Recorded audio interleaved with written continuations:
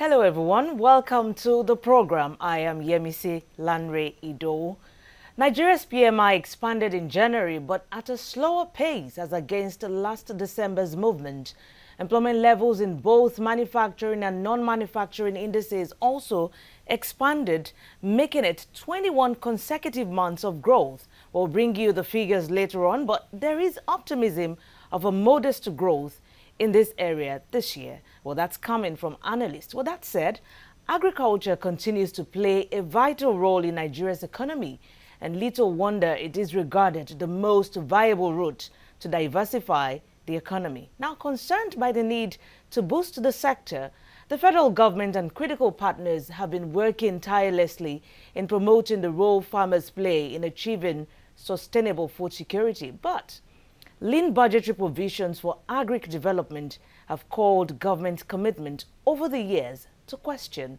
That's our focus today. The Minister of Agriculture will be joining me to discuss issues in that area. This is Business Nigeria.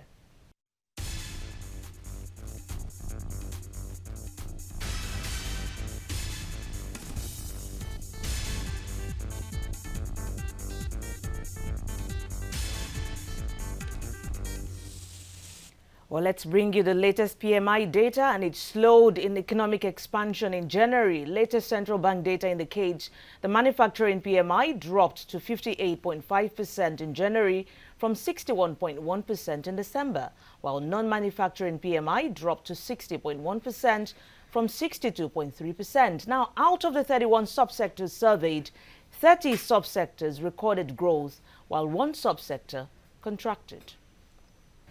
Well, to the focus of the day, as a result of the dwindling performance of agriculture in Nigeria, the government has over the years formulated and implemented various policies and projects aimed at putting the sector back to its vital place in the economy. But no significant success has been achieved due to several problems confronting the sector, one of which is the budget.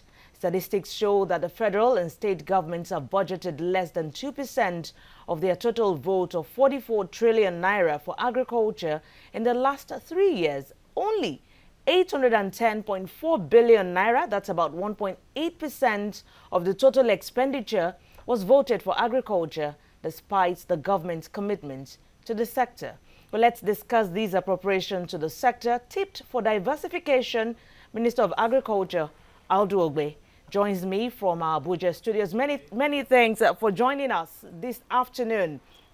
So much has been said about agriculture since the inception of this administration. But what exactly has the government achieved so far? Thank you very much for having me this afternoon. And thank you for your concern and support. We do consider agriculture to be a very strategic sector in the plan to diversify our national economy. Like you said, there are constraints. I mean, budgetary allocations have been rather small, but we hasten to add that the problem in Nigeria is that there are too many competing priorities. You want to ask yourself, what do you do first? Is it the power sector? Is it transportation? Is it security? Is it education? Is it health? And when all these come together, the competition is so strong that government moves a bit at a time trying to satisfy each of these areas. Now, in specifics, agriculture has been receiving reasonable attention, and we have done quite a bit with what we have. We are quick to say that before we came in, the food import bill into this country stood at well over $20 billion per annum. And that people literally forgot agriculture as an important sector of the economy. The farming population, on the average, is aged at about 65 years. Now, younger people who are no longer interested in agri because of the drudgery of the sector. Credit to agriculture from the banks was almost non-existent. And even if it was available, the rates were far too high for anyone to apply and make any sense of it. I mean, how do you borrow money at 25, 30% to apply to agriculture or to anything productive, it's impossible to achieve. So these are the factors, not just budget limitations, but the fact that farmers also need credit to produce. And in the absence of credit, the peasant farmer, the small-scale farmer, is doing just as much as he or she can to feed herself and sell the surplus. And in many cases, the farmers produce so little that there was nothing left even to feed themselves after they sold the little bit they had to meet their own daily needs. So we started dealing with this situation differently. We started the Anchor Borrowers Program, which is lending money to farmers at 9%, and that has resulted in massive production in rice. We keep talking of rice. Why rice? Rice is a worldwide item now on the diet of virtually most nations. Nearly 80% of the world consumes rice.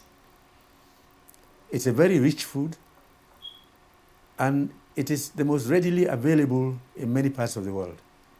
We were spending nearly $5 million a day importing rice, a luxury we can no longer afford, because what we were doing was shipping out oil revenues to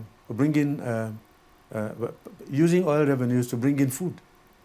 The revenues are dwindling, and the demand for food is increasing. So within this period, what have we achieved?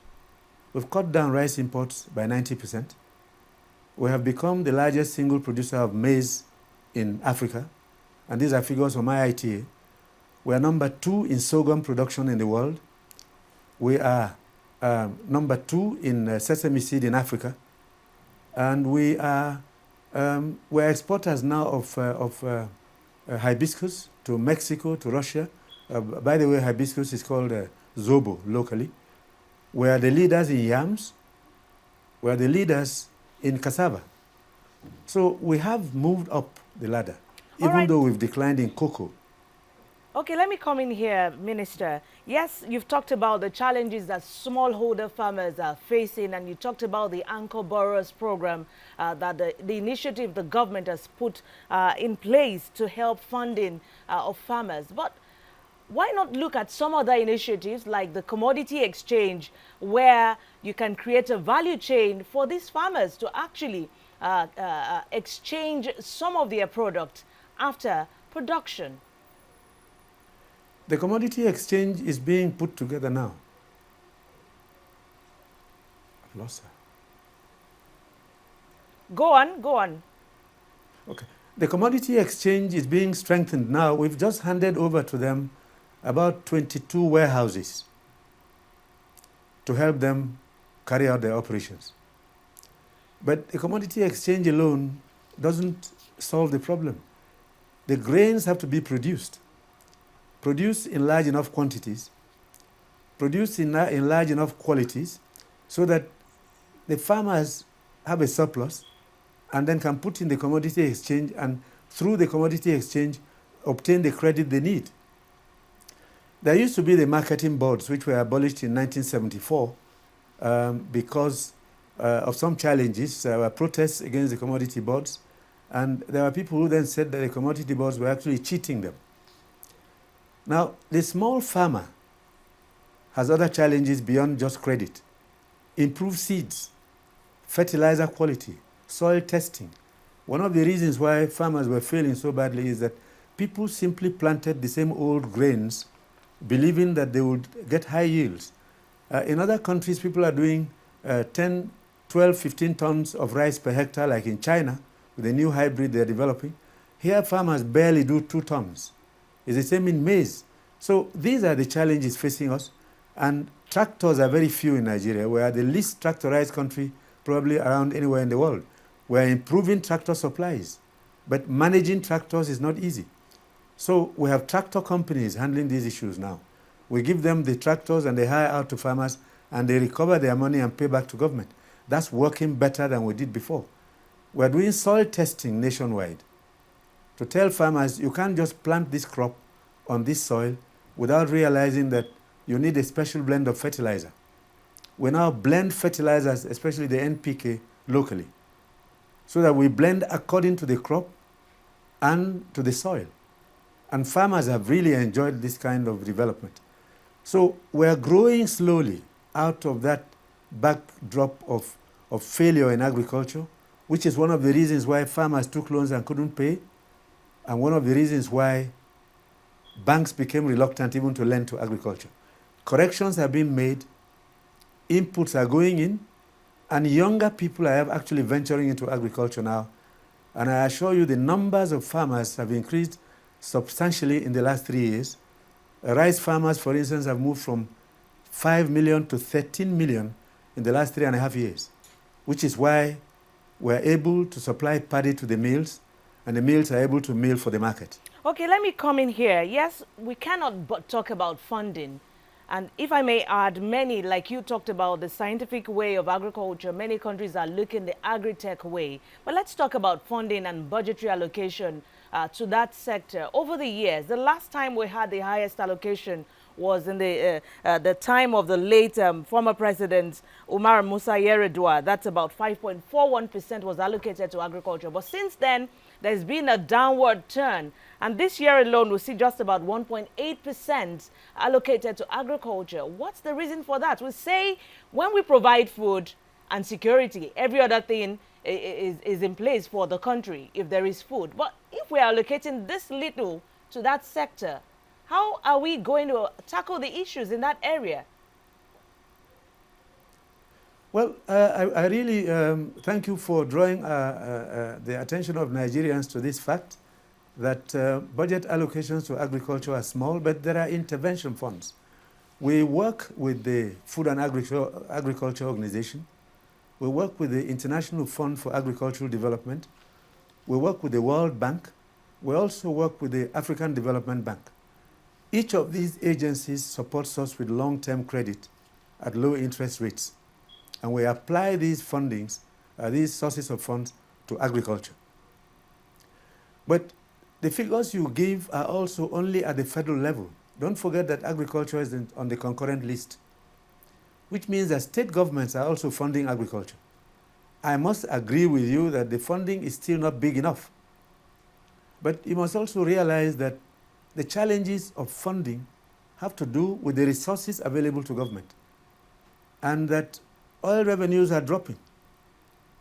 And then we have the question of what do you do first, like I said earlier. Which comes first? Security, health, education, infrastructure. So sometimes when government is trapped between these extremities, government then decides to give priority today to some sector and withdraw it the next time around, hoping that we can reach a balance in due course. We are managing with what we have. We are slowly achieving results. We honestly wish for more. But like I said earlier, we're getting credit from all over the world. Just on the 17th of last month, we obtained a credit line from Brazil of $1.2 billion. The funding is being supported also by the Islamic Bank and by the European Bank for Development. The idea here is to supply inputs. We're procuring 10,000 tractors. We're setting up agro centers in each of the senatorial districts of the country. And the balance of the money is going to bring machinery to add value to agriculture. So we don't just depend on raw materials, production and exports. We add value to them and earn more. So we are managing with the resources we have. I believe in due course we'll get more when we stabilize issues like infrastructure, rails and roads, and water supply for dams and so on. But that's where we stand. Okay, talking about production and export, where is Nigeria looking to build comparative advantage when we talk about global agriculture? That's in terms of even exporting finished goods instead of raw produce, such as we did with yam. Yes, we are looking at different sectors. Just this morning, I signed a document that's going to give us access to the Chinese market in the export of white sorghum. They need it to brew a certain drink which the Chinese love.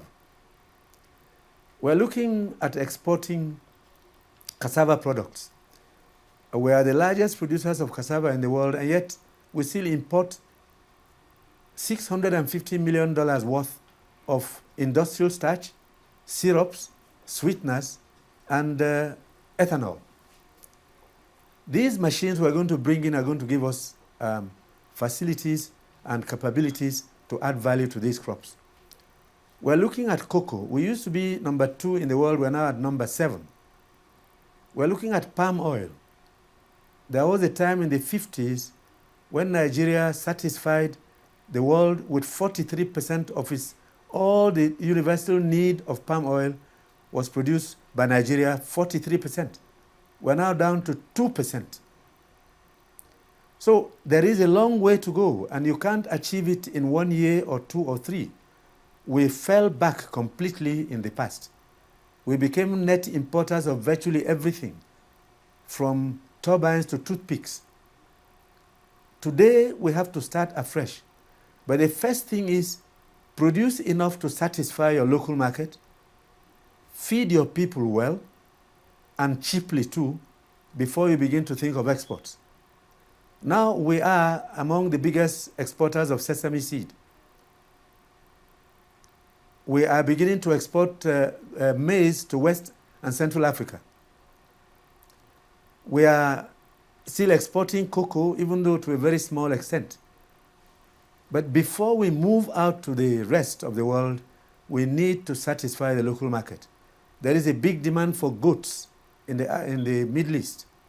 We're not growing enough goats here yet, right? So as we move on, we look at satisfying the local market before we think of exports, because if we get too greedy about exports, then we face hunger at home. But before you export, you have to do quality control, you have to do your quarantine services, and you have to make sure that nothing you export is rejected. All of that is going on simultaneously, but first and foremost, the local market. All right, first and foremost, the local markets. And let's talk about that big challenge that agriculture, especially farmers, faced last year. And that's talking about the Fulani and farmers clash in the Middle East. How is the government? It seems to be we have some quiet in that area the beginning of this year. But how is the government going to be handling the challenges going forward such that it doesn't rear its ugly head again? I thank you for this meeting, because in another 2 weeks, you'll hear what we're doing. We're starting off in Niger State, for instance. Some 300 hectares of land have been prepared by the Niger State government. We're moving in there to start growing the right kind of fodder and grasses for the cows. And by the way, let me explain again. When we talk of grass for cattle, people mistake it for weeds. Grass and weeds are not exactly the same thing. Cattle need special kinds of grass. Sometimes we have to import the seeds. We have some here. We multiply them because cows feed mainly on grass and agro waste. Cows need water. The average cow in this country will drink about 30 to 40 liters of water per day and eat at least 10 kilograms of grass or agro waste. We have to get those ready before we develop the ranches. And the solution, anyway, is in ranching. I used the expression cattle colonies before, and I was told that I was trying to seize territory for Fulanis. That's not true. You don't have to be a Fulani person to keep cattle.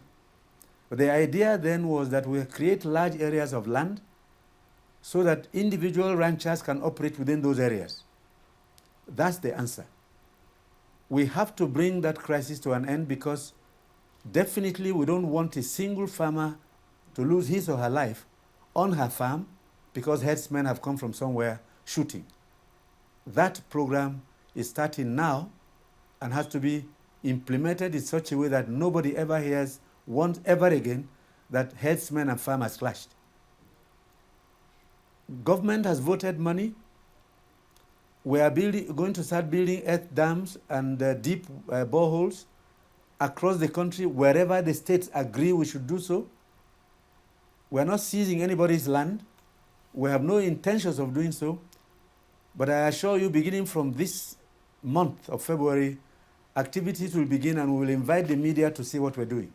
We're developing ranches in the old grazing reserves where there is more than 5 million hectares of land available to keep the cows, more than enough to look after the 20 million cows in Nigeria. So work is starting, and the aim is to modernize ranching, provide for accommodation, and then hand it over to the private sector to manage. And the herdsmen will pay for the use of these facilities. Okay. And then the production of milk and the quality of beef will improve and increase. Hopefully we'll see the improvement in that area very soon. And not talking about the private sector, you plan to hand it over to the private sector. There have been arguments that the private sector should do the bulk of spending to develop the agri sector, but we lack basic infrastructure. But do you think that the government should hands off, if not totally, to the private sector? Well, I mean, if you're talking of the ranching, yes. The argument has been that, after all, the private sector is the beneficiary of ranching. I absolutely agree with you. But let me also ask, why does government give support to cassava farmers and maize farmers and soybean farmers and wheat farmers? Why does government support fish farmers? People must not forget that ranching and cattle rearing is agriculture. So when we support livestock production, we're not doing anything that we haven't done for the other sectors of agriculture, including poultry and piggery. So people shouldn't frown at this. And there is nowhere in the world where government has not invested in cattle rearing. And I may give you an example. In Europe today, the subsidy to livestock, especially cattle rearing, is 6 euros per day, which is why many of these countries produce so much milk, they actually pour them in the ocean. We're not doing anything special. We're not doing anything discriminatory. We are supporting every sector of agriculture because every sector contributes towards the well-being of the country. We used to be the biggest exporters of hides and skin. We don't do so anymore. We used to be major exporters of palm oil. We don't do so anymore because government withdrew and in fact forgot that government has responsibility for these activities. When we finish and hand over, the herdsmen pay tax for every cow that they graze with. They've always done so. The tax is called jangali, it's called so in Hausa, and they pay. And they will pay because we've discussed with them and they are willing to do so. So when we do so, it's not discriminatory. It is natural, and we've done so for every other sector of agriculture. All right. Unfortunately, we do not have time. We have so many more questions to ask you and so many issues to discuss, but we do not have the luxury of time to do that. But surely we can get you back on the program to talk to us about some of these other issues that we have. Thank you so much for your time, Minister of Agriculture, Audu Ogbeh. Thank you very much indeed for inviting me. Crude prices look up following increased demand for energy commodities. Many Chinese factories are ordering more drums of oil to run their production engines. Analysts also point to some outages in crude production, especially in Venezuela, helping price to rise. Well, it's been an interesting time out today. Thank you so much for your time on Business Nigeria. We appreciate it. I am Yemisi Lanre Ido.